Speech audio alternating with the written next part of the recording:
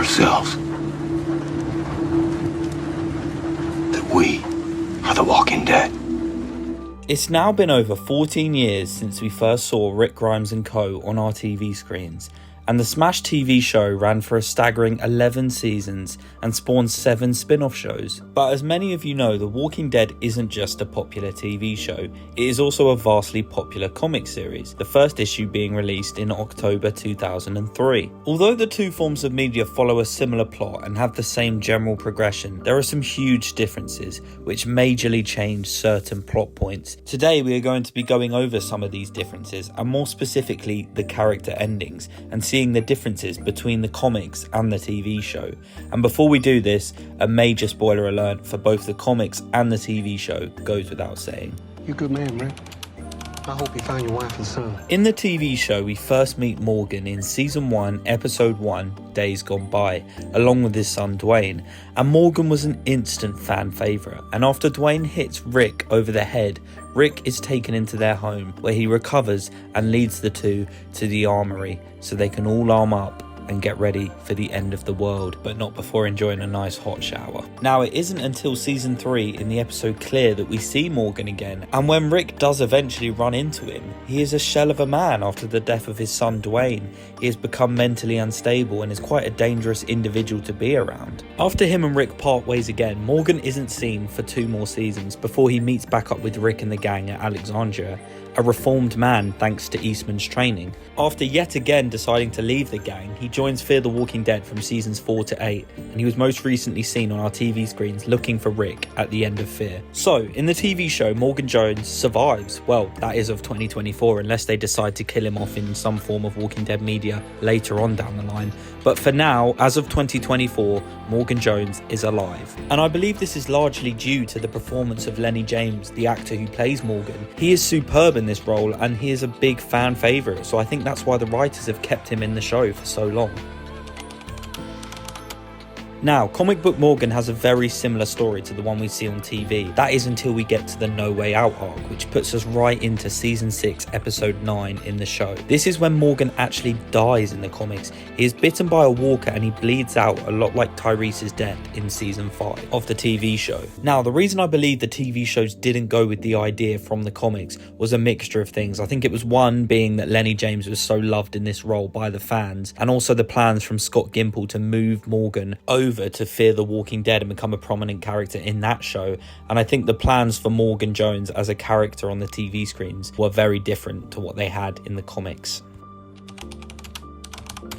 The contrast between comic Carol and TV show Carol is night and day. Carol in the show evolves from this timid woman who is abused by her husband Ed into this absolute beast who has adapted to not just survive the post-apocalyptic world but thrive in it. In the show, she is banished from the main group in Season 4, however she saves the group and joins back up with everyone in Season 5, the Terminus arc. Carol is a fan favourite and survives all 11 seasons of the show and never really looked like dying in any of them. Now, comic book Carol Peltier has a very different outcome to the one in the show. In the comics, Carol purposely lets a walker eat her during the prison arc. She just gives up and basically becomes an all-you-can-eat buffet for the walkers. And the TV show nearly went with the original Carol death, as they were planning to kill her off in Season 3. However, thank God they didn't, as she stuck around and cemented herself as a fan favourite in Season 5.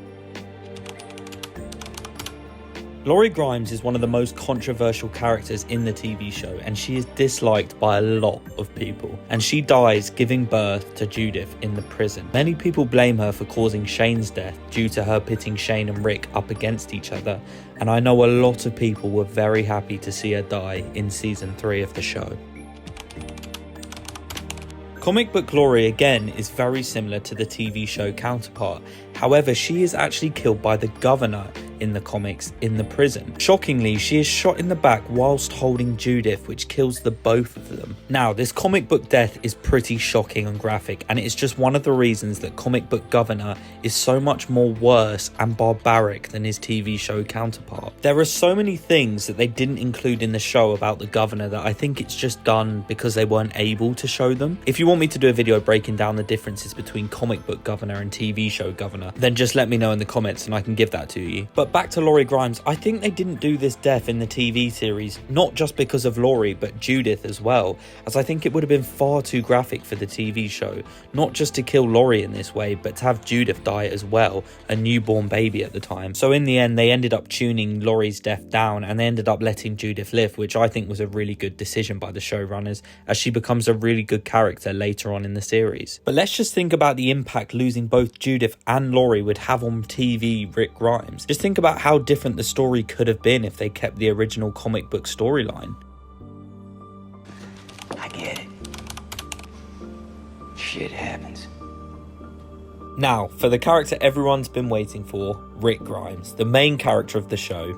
In the show, Rick is who we follow for the first 9 seasons, and throughout these 9 seasons we see highs and the extreme lows of the character, but he is someone in the show who truly felt untouchable. Like the writers would never dare kill off Rick Grimes. However, that was until Andrew Lincoln announced he wanted to leave the show. And after this news, fans kicked up a storm. They didn't know whether the writers were going to kill him off or write him out the show or what they were going to do.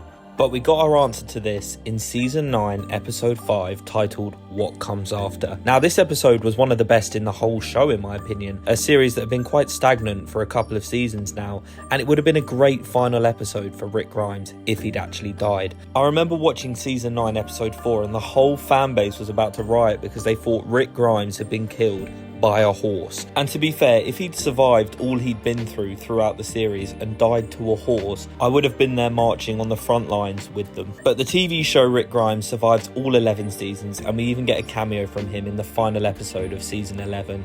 And we also see him reunite with Judith, RJ and Michonne at the end of The Ones Who Live that came out this year. So TV Rick Grimes is still alive, he's just missing a hand like his comic counterpart.